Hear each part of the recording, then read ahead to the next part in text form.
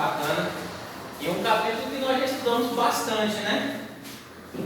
Eu creio que cada um de nós já deve ter estudado algumas vezes esse capítulo, mas sempre que a gente estuda, fica alguma coisa, não é verdade? O capítulo 9 de Daniel é o capítulo, né? Há várias controvérsias, dificuldades com datas, e a gente sempre estuda, sempre fica alguma coisa. Então eu gostaria de convidar vocês aí a abrir em Daniel 9. Vamos abrir em Daniel 9.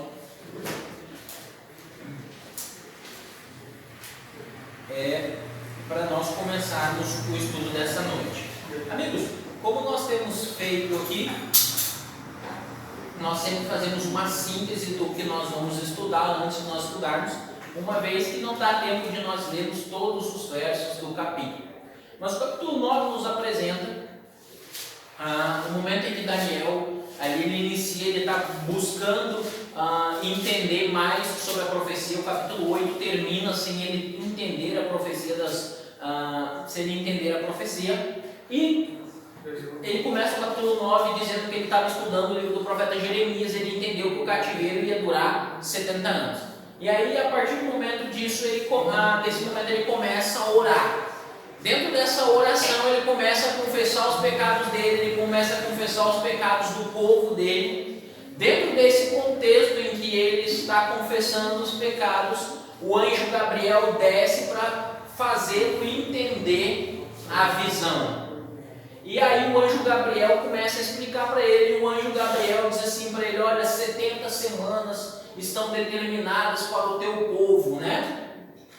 7 semanas e 62 semanas, né? E virá o Messias, e as cidades, as circunvalações serão reedificadas, mas em tempos angustiosos. Então, perceba, nós temos esse contexto aí, e nós vamos tentar entender um pouco então o que essa profecia tem para nós, o que nós podemos entender a partir dessa profecia, ok? É interessante, eu coloquei esse dado aqui, que um detalhe interessante é o seguinte: se vocês pegarem o capítulo 8, peguem o capítulo 8, verso 27 aí. Capítulo 8, 27. Diz assim: eu, Daniel, enfraqueci e estive enfermo alguns dias. Então me levantei e tratei dos negócios do rei. Espantava-me com a visão e não havia quem a entendesse. Então Daniel termina o capítulo 8 sem entender a visão. O capítulo 9, o contexto aqui do capítulo 9 acontece 13 anos mais tarde. Então agora o capítulo 9 nós estamos em 538 a.C. 13 anos mais tarde, Daniel, 13 anos antes, tinha tido a visão da profecia das 2.300 tardes e manhãs, e agora ele estava então angustiado. E aí, então 13 anos mais tarde ele tem essa visão, e essa visão ela acontece dentro de um contexto muito interessante, que é o seguinte: duas profecias estavam se cumprindo. Uma delas era a do capítulo 2 e do capítulo 7. Nós vemos ali no capítulo 2 que nós temos dizendo que a cabeça de ouro passaria, que era o Império Babilônico, e depois nós vimos que o leão também representava o Império Babilônico. Em 539, o Império Medo-Persa havia tomado a Babilônia, então a profecia havia se cumprido. Então perceba que Daniel está num contexto que ele está começando a ver as profecias se cumprirem. E quando ele vê que a primeira profecia se cumpre relacionada à cabeça da estátua, logo Daniel ele quer saber mais sobre o cumprimento da profecia. E dentro desse contexto, uma das profecias que ele vai tentar entender é exatamente a dos 70 anos. Por quê? Porque era dito que depois de 70 anos o povo sairia e voltaria para a sua terra. Ou seja, os 70 anos estão se aproximando, ok? E ainda eles não foram liberados para voltar. Então é dentro desse contexto aí que Daniel está buscando entender a profecia, ok? Um ponto muito interessante, irmãos, que nós precisamos observar, que é um link entre o capítulo 8 e o capítulo 9. E isso geralmente nos passa despercebido quando nós lemos a Bíblia em português. Eu gostaria de explicar isso para vocês. Vamos ao capítulo 8 aí. Abra uma Bíblia no capítulo 8, versículo 1. Alguns detalhes quando nós lemos a Bíblia em língua portuguesa acabam nos passando despercebidos. Mas vamos tentar entender aqui essa questão. Diz assim, capítulo 8, versículo 1. No ano terceiro do reinado de Beltesazar, eu, Daniel, tive uma visão, depois daquela que tivera a princípio. Então perceba assim, eu tive uma visão. A palavra que aparece aqui para a visão é a palavra razon no hebraico, razon. Isso é muito importante. Essa palavra razon, ela se refere à profecia das 2.300 tardes e manhãs. A profecia, o maior período de tempo. Então, por exemplo, se você olhar o capítulo 15, o capítulo 8, versículo 15, capítulo 8, versículo 15, está dito assim: havendo eu, Daniel, tido a visão, procurei entendê-la, e eis que se me apresentou diante de mim, com aparência de homem. Então ele está tentando entender a visão, e aqui novamente essa visão aqui é razão, a profecia das 2.300 tardes e manhãs.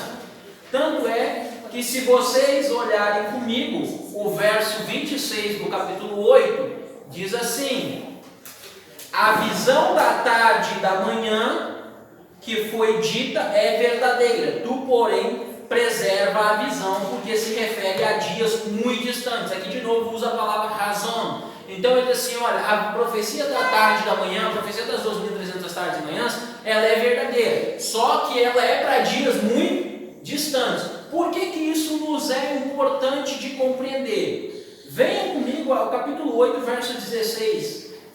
Diz assim, capítulo 8, verso 16, diz assim: e ouvi uma voz de homem, de entre as margens do Ulai, a qual gritou e disse: Gabriel, dá a entender a este a visão. Só que agora quando diz assim, Gabriel, dá a este entender, ou seja, explica a visão, ele não usa a palavra razão, ele usa a palavra maré.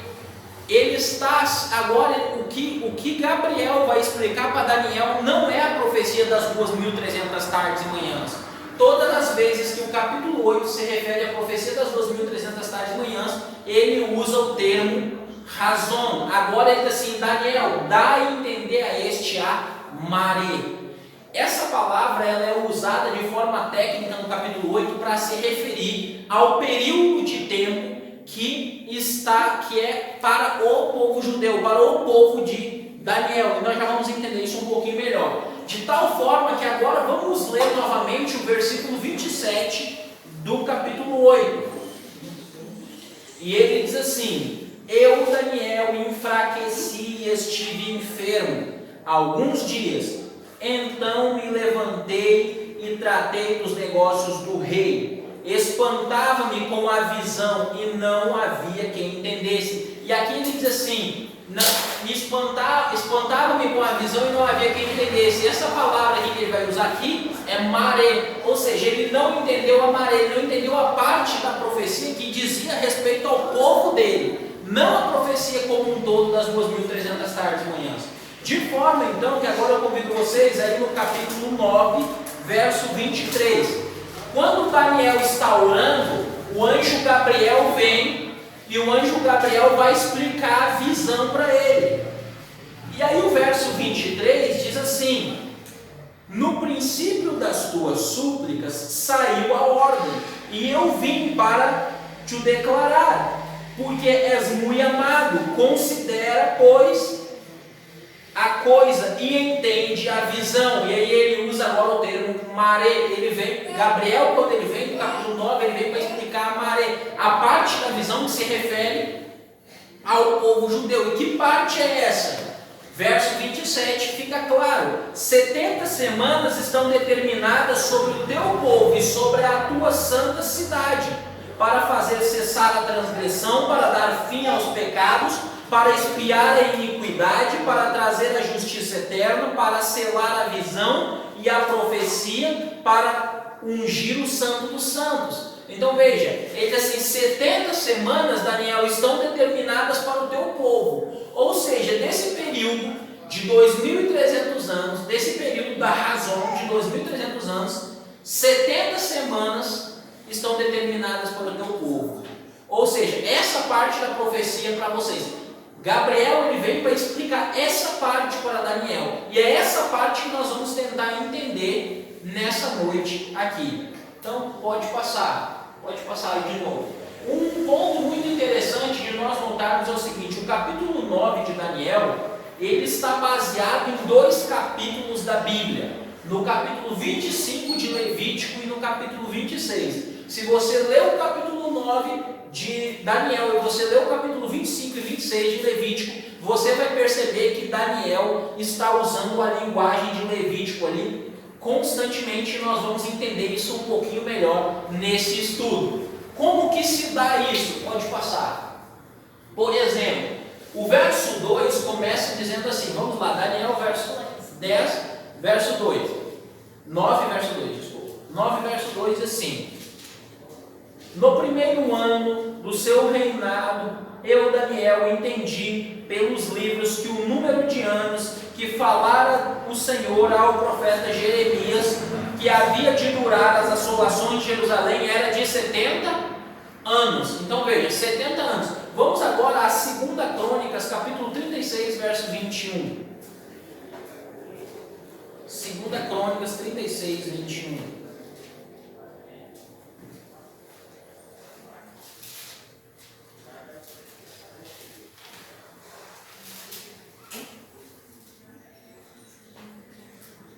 Acharam?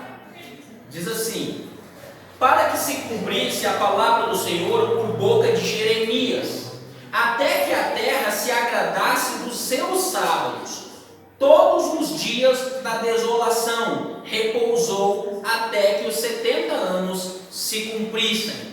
Então perceba que aqui há uma referência clara a Jeremias para que se cumprisse a palavra do Senhor por boca de Jeremias. 70 anos a terra descansaria os seus sábados, de forma então que nós temos aqui 10 vezes 7, ok? Ou 7 vezes 10, nós temos 70 anos. Que sábados seriam esses que a terra descansaria? Vamos a Levítico capítulo 25. Vamos ver que sábados são esses que a terra descansaria. Levítico 25.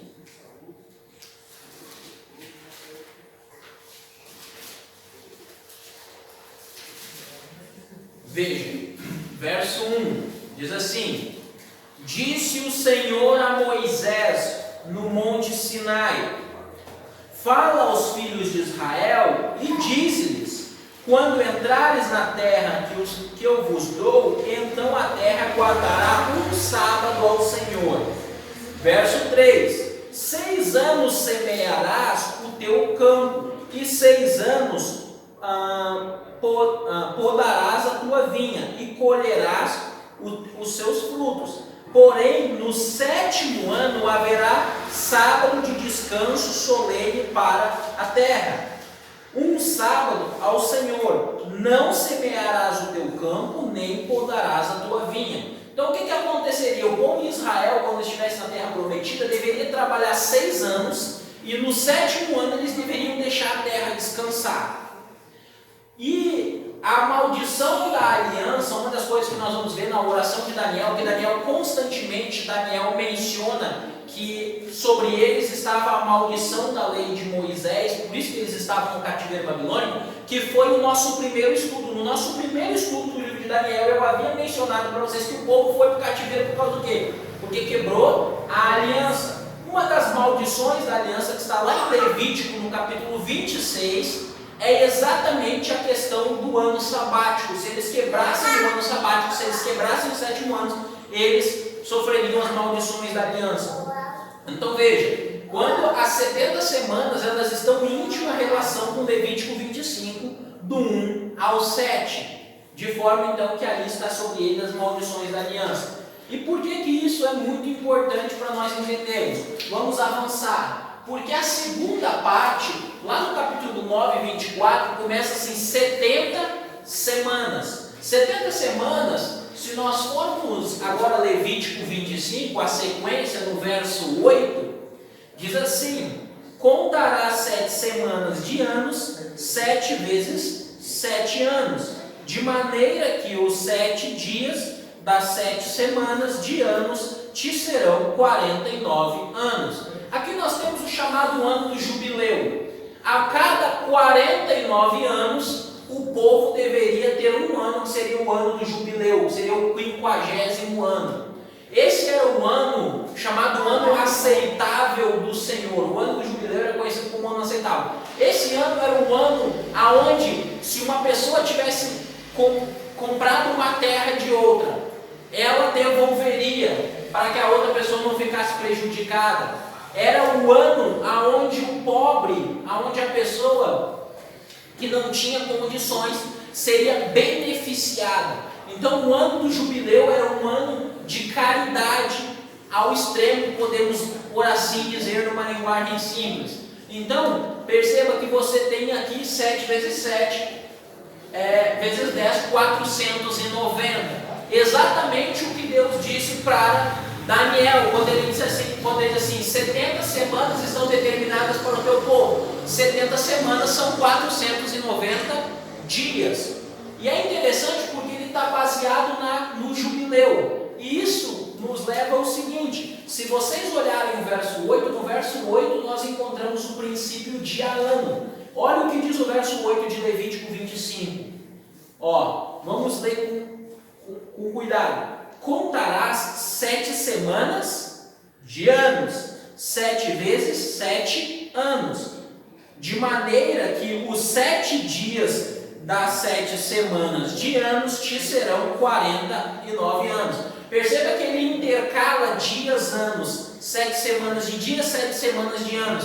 Ou seja, aqui no jubileu nós temos o princípio dia-ano, aonde um dia simboliza um ano. E curiosamente Daniel está baseado bem no Levítico 25. Então as 70 semanas são o que? 490 anos que estão determinados para o povo de Daniel.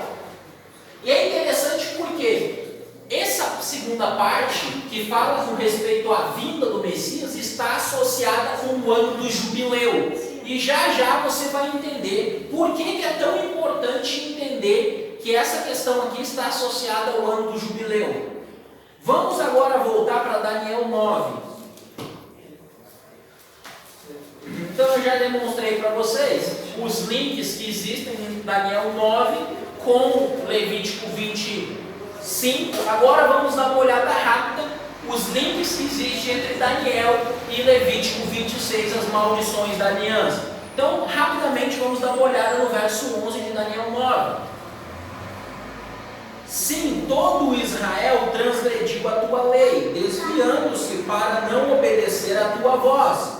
Por isso, a maldição e as imprecações que estão escritas na lei de Moisés, servo de Deus, se derramavam sobre nós, porque temos pecado contra ti. Verso 13. Como está escrito na lei de Moisés, todo este mal nos sobreveio, apesar disso, não temos implorado o favor de Deus, nosso Deus, para nos convertermos das nossas iniquidades e nos aplicarmos a tua verdade. Então perceba que constantemente Daniel ele reconhece que está sobre ele as maldições da aliança. As maldições da aliança que Daniel está mencionando estão em Levítico capítulo 26. Se o povo fosse obediente, o povo receberia bênçãos. Se o povo fosse desobediente, receberia maldições. E uma das maldições era se tornar escravo em uma terra estrangeira, que é o que está acontecendo com Daniel e seus amigos. Então, o capítulo 9 de Levítico o capítulo 9 de Daniel está baseado no Levítico 25 e em Levítico 26. Então, para entender o capítulo 9 de Daniel, é necessário compreender esse pano de fundo e o Novo Testamento E algumas profecias messiânicas vão usar essa linguagem, nós vamos entender isso mais para frente. Pode passar, por favor. E aí, é interessante o seguinte, vamos dar uma olhada no verso 25, Daniel 9, verso 25, que diz assim: sabe e entende, desde a saída de ordem para restaurar e para edificar Jerusalém, até o ungido ao príncipe, 7 semanas e 62 semanas, as praças e as circunvalações se reedificarão, mas em tempos angustiosos. Então, no momento em que Gabriel está explicando a visão para Daniel, ele diz o que? Sabe e entende, desde a saída de ordem para o que? Para restaurar Jerusalém. Bom, nós temos 3 ordens, 3 decretos. O primeiro decreto é o decreto de Ciro. O decreto de Ciro ele estava relacionado ao templo, à reconstrução do templo. Depois nós temos um segundo decreto, que é o decreto de Dário. Mas o decreto de Dário ele vem para confirmar o que Ciro já tinha dito. E por fim, em 457, nós temos o decreto de Ataxerxes. Ataxerxes, o primeiro ano do reinado de Ataxerxes, se dá do outono de 457 até o outono de 458. De tal forma que Ataxerxes, então, ele dá o decreto em seu primeiro ano, em 457. Então, o ponto inicial da profecia é 457, o decreto de Ataxerxes, porque ele é o decreto mais completo que abarca tanto a questão do templo quanto a da cidade. Pode passar. Então, nós vemos que o ponto de partida, de saída da profecia é o ano 457. De tal forma, então, que nós temos 7 semanas, dando em 408. Essas primeiras 7 semanas são para a reedificação do templo, ou seja, o templo e a cidade foram reedificados. E aí depois nós temos 62 semanas que virá o ungido, dando exatamente no ano 27 em que Jesus foi batizado e foi ungido. No final nós vamos falar sobre o que seria a unção de Jesus, Jesus sendo ungido. Aí é interessante o seguinte, nós darmos uma olhada no verso 26. Daniel 9, verso 26, que diz assim: Depois das 62 semanas será morto um ungido, e já não estará, e o povo de um príncipe que há de vir e destruir a cidade e o santuário, e o seu fim será num dilúvio. E até ao fim haverá guerra, desolações são determinadas. Verso 27. Ele fará firme aliança com muitos por uma semana. Na metade da semana fará cessar o sacrifício e a oferta de manjares. Sobre as asas das abominações virá o assolador até que a destruição que está determinada se derrame sobre ele. Então perceba que o verso é assim, que depois que desse essas 62 semanas, viria um ungido, e o ungido seria morto. Como isso se daria? Durante uma semana ele faria firme aliança. Na metade da semana ele faria cessar o sacrifício diário. Então veja, no ano 27 Jesus é batizado. Dali 7 anos, uma semana, 7 anos, nós temos o ano 34, quando Estevão é apedrejado. Nós temos o final da profecia, e já nós vamos falar um pouco sobre isso. E aí diz que na metade da semana, Jesus faria cessar o sacrifício diário. Jesus é morto ali, então, na metade da semana, e de forma que o sacrifício agora perde, os sacrifícios têm o seu encontro no verdadeiro e último sacrifício, que é o de Jesus na cruz do Calvário. Paulo diz em Hebreus capítulo 10, verso 1 e 2, que aqueles sacrifícios que eram feitos no templo eram sombras dos bens vindouros, né? E aí ele vai dizer que eles apontavam para Jesus como Messias. Então, na metade da semana, Jesus faz cessar o sacrifício diário.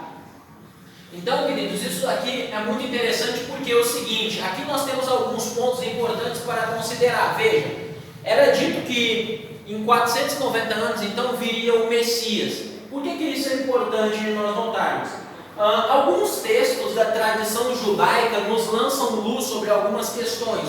Um deles é esse daqui, do Talmud babilônico de Sanhedrin. Por quê? O texto do Talmud, os antigos sábios judeus, eles diziam o seguinte: haverá 2000 anos de Adão a Abraão e 2000 anos de Torá, dando 4000 anos. E eles diziam: o Messias virá em 4000 anos. É exatamente isso que o irmão White diz no Desejado de Todas as Nações, página 26, que Jesus veio quando a humanidade estava abalada por 4000 anos de pecado.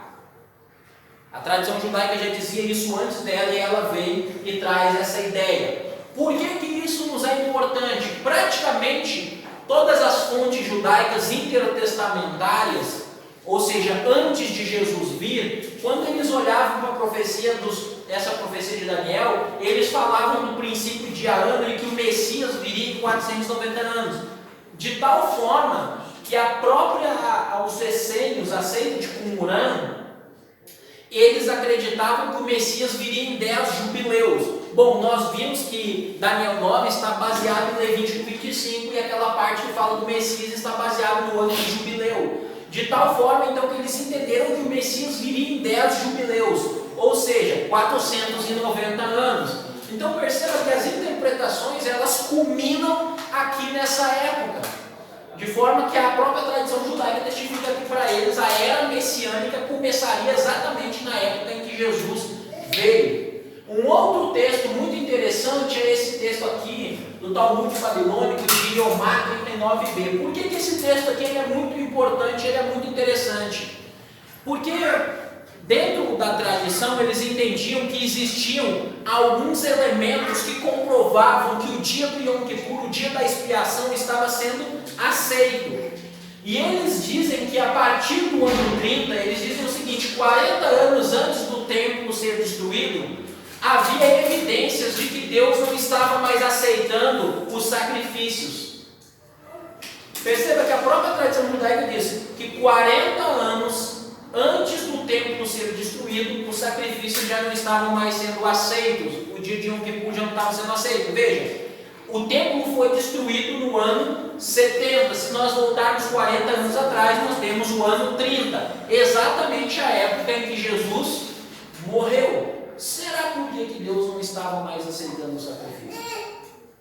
Então perceba que tanto a história, as fontes, quanto a Bíblia nos apontam para a realidade de que o Messias viria naquela época e morreu. Então nós temos, tanto com base na profecia, no texto bíblico, que Jesus morreu naquela época ali para nos salvar, e também a história nos aponta nessa direção. Pode passar. Agora um ponto, irmãos, que nós precisamos compreender é o seguinte: geralmente nós falamos que no ano 34, quando Estevão morreu, a nação judaica foi rejeitada. O pessoal diz: olha, quando acabou os 490 anos, lá no ano 34, os judeus foram rejeitados. Só que veja, isso tem um problema, porque o texto em Daniel 9 em nenhum momento fala sobre isso. Em nenhum momento fala sobre isso. E aí eu gostaria de refletir um pouco sobre isso com vocês. Pode passar. Para começar, eu gostaria de citar o professor Jacques Ducan, quando o professor Jacques Ducan diz assim: no entanto, falando sobre o ano 34 e a interpretação da profecia, Jacques Ducan diz assim: no entanto, muitos cristãos, em vez de prestar atenção ao que o Messias tinha feito pelo mundo, incluindo os judeus em primeiro lugar, eles preferiram especular sobre o que eles pensaram que ele estava fazendo contra os judeus. Muitos cristãos usaram a profecia das 70 semanas para justificar o antigo semitismo visceral. A visão que fala de esperança e amor tornou-se um pretexto para pregar sobre a rejeição dos judeus, uma maldição divina sobre eles, um ultimato de Deus para Israel, etc. Onde em nenhum lugar do texto da profecia sugere tal conceito. Em nenhum lugar da profecia, a profecia diz que o povo seria rejeitado.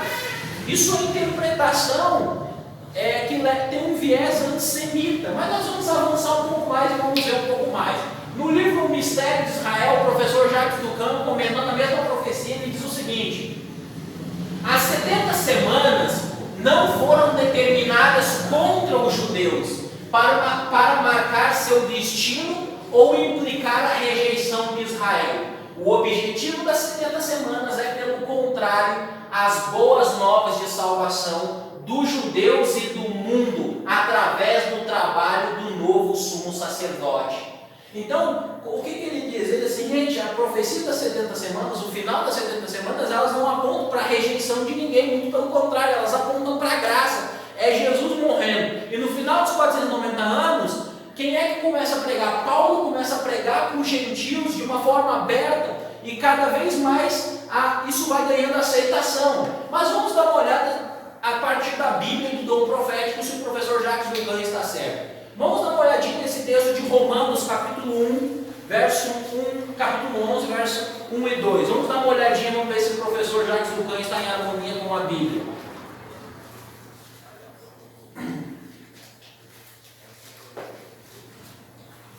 Vamos ver o que diz Paulo aí. Romanos, capítulo 11, verso 1 e 2. Diz assim: pergunto, pois, terá Deus porventura rejeitado o seu povo? Percebe? Ele faz uma pergunta. Teria Deus porventura rejeitado o seu povo? De modo nenhum, porque eu também sou israelita da descendência de Abraão, da tribo de Benjamim. Deus não rejeitou o seu povo, a quem de antemão conheceu. Paulo é claro, Paulo pergunta: rejeitou Deus o seu povo? De modo nenhum. Deus não rejeitou o seu povo que de antemão conheceu.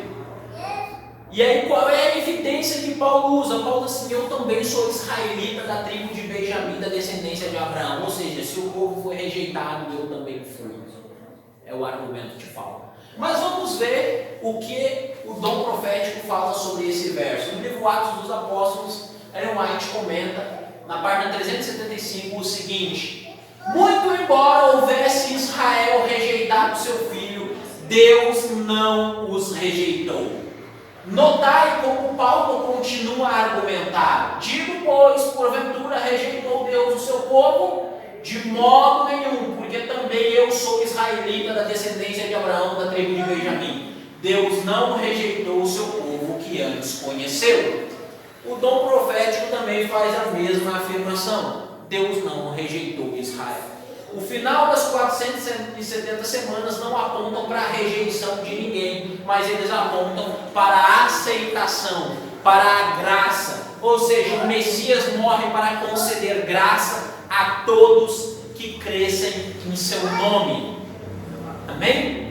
Jesus é a porta para a salvação. Ele é o único meio pelo qual uma pessoa pode ser salva. É unicamente pelo sacrifício de Cristo. Paulo diz em Hebreus, no capítulos ali de 1 até o 9, que aqueles sacrifícios de bodes e cordeiro, eles não tinham poder para tirar o pecado, eles eram apenas um símbolo. Unicamente Cristo tinha esse poder. Agora vamos avançar para nós finalizarmos.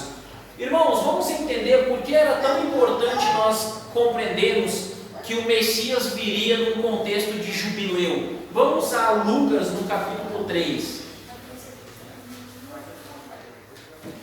E se você esqueceu tudo que eu falei até o momento, isso daqui você precisa levar no seu coração o resto da vida. Capítulo 3, versículo 1. Nós vamos ler só o início do verso 1, porque ele nos dá a data do batismo de Jesus. Diz assim: no 15º ano do reinado de Tibério César, sendo Pôncio Pilatos governador da Judéia. Então, o 15º ano do reinado de Tibério César é o ano 27, ok? Vamos ver do verso 21 até o 22. Verso 21 a 22 diz assim: E aconteceu que ao ser o povo batizado, também o foi Jesus. E estando ele a orar, o céu se abriu, e o Espírito desceu sobre ele em forma corpórea como pomba. E ouviu-se uma voz do céu: Tu és meu filho amado, em ti me há comprazo. Então aqui nós temos o batismo de Jesus. Agora, amigos, deem uma olhada comigo no capítulo 4, versículo 1. Jesus, cheio do Espírito Santo, voltou do Jordão e foi guiado pelo Espírito para o deserto. Olhem comigo o versículo 14. Então Jesus, no poder do Espírito, regressou para a Galiléia e sua fama correu por toda a circunvizinhança. Perceba que a grande ênfase após o batismo de Jesus é que Jesus está cheio do Espírito Santo. Jesus está sendo guiado pelo Espírito Santo. E por que isso é importante? Capítulo agora 4 ainda, só que o verso 17 em diante, diz assim: então lhe deram o rolo do profeta Isaías. Abrindo o livro, achou o lugar onde estava escrito: o Espírito do Senhor está sobre mim, pelo que me ungiu para evangelizar os pobres, enviou-me para proclamar libertação aos cativos e restauração da vista aos cegos, para pôr em libertação os oprimidos e apregoar o ano aceitável do Senhor. Queridos, eu já mencionei aqui, o ano aceitável do Senhor é uma referência ao jubileu. Vamos ao verso 20, diz assim: tendo fechado o livro, devolveu ao assistente e sentou-se, e todos na sinagoga tinham os olhos fitos nele. Então, Jesus, acabando de ler o livro do profeta Isaías, esse texto diz que todo mundo ficou olhando para ele. Veja o que diz o verso 21. Então passou Jesus a dizer-lhes: hoje se cumpriu a escritura que acabais de ouvir. Por que havia se cumprido a profecia? Ele leu a profecia e ele diz assim, o contexto nos diz que depois do batismo ele estava cheio do Espírito Santo, ele estava com o poder do Espírito Santo, e a fama dele só aumentava. Aí ele chega na sinagoga no sábado, ele toma o rolo do profeta Isaías e ele lê o texto onde diz: o Espírito do Senhor está sobre mim para pregar para os pobres, para pôr em liberdade os oprimidos, para dar vista aos cegos, e etc. E ele diz assim: e para pregar o ano aceitável do Senhor. E Jesus diz: hoje se cumpriu o que tem escrito. Jesus entendia que era nele que aquilo estava se cumprindo. Que texto era esse? Isaías 61, vamos comigo.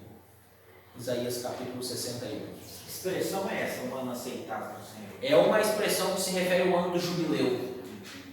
O 50º ano de Levítico, capítulo 25. Bom, vamos dar uma olhada aqui em Isaías 61, verso 1 e 2. Diz assim: o Espírito do Senhor Deus está sobre mim, porque o Senhor me ungiu para pregar as boas novas aos quebrantados.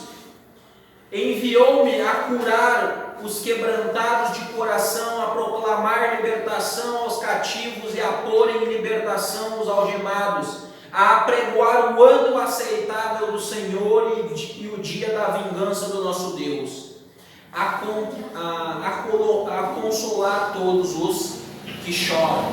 Perceba esse texto que Jesus está falando. O Messias, quando ele viria para apregoar o ano aceitável do Senhor, o jubileu. Jesus, ele era o próprio jubileu encarnado. Por isso que Jesus, ele dizia: vinde a mim, vós que estáis cansados e sobrecarregados, e eu vos aliviarei. Quando João Batista teve dúvida se Jesus de fato era o Messias, ele manda os discípulos dele perguntar. Vão lá e perguntam para ele se de fato ele é o Messias ou se nós devemos esperar outro. Dentro desse contexto é dito que os discípulos de João Batista chegam lá e Jesus não fala nada. Jesus simplesmente cura. E eles começam a ver o coxo andar, o surdo ouvir, o mudo falar. E eles começam a ver os milagres e ele diz assim: vai e contam tudo para João Batista o que vocês estão vendo. E algumas pessoas dizem: João Batista ficou sem resposta. João Batista não ficou sem resposta. Quando os discípulos chegaram lá e contaram tudo que eles tinham visto, se vocês acham de que texto que João Batista se lembrou? Isaías. João Batista se lembra das profecias que ele pregava no deserto, preparando o caminho para o Messias. Jesus era o próprio jubileu. Jesus era o Messias encarnado. Ele era Deus encarnado. E ele veio a essa terra no final, no período marcado pela profecia para se entregar em nosso lugar. A profecia dos 490 anos não aponta para a rejeição de ninguém. A profecia dos 490 anos aponta para um Salvador que morreu na cruz do Calvário para concluir todo o simbolismo do santuário e para levar redenção a todos os oprimidos, a todos os quebrantados de coração. Essa é a mensagem da profecia de Daniel. Jesus é o nosso Salvador. Jesus é o meu e o teu Salvador. Jesus morreu para nos salvar. E não há nada que nós possamos fazer para nos dar a salvação. A única coisa que nós podemos fazer é pecar. A única contribuição no plano da salvação que o ser humano dá é o pecado dele. A única contribuição no plano da salvação, quando se trata de salvação, a nossa única contribuição é o nosso pecado. Jesus é o nosso Salvador. E Ele morreu na cruz do Calvário para nos salvar. Porque não havia outra forma do ser humano encontrar salvação. Jesus foi batizado para pregar o ano aceitável do Senhor, para dar vista aos cegos, para consolar os que choram. Eu não sei qual é a sua batalha diária, eu não sei qual é a tua luta, mas de uma coisa eu tenho certeza: você tem um Salvador que é capaz de se compadecer das tuas lutas, porque Ele esteve nessa terra, sofreu e se entregou por mim e por ti, para que hoje nós pudéssemos sonhar com a salvação. E na verdade nós não precisamos mais sonhar com a salvação, porque a partir do momento em que aceitamos Jesus como nosso Salvador, a salvação é uma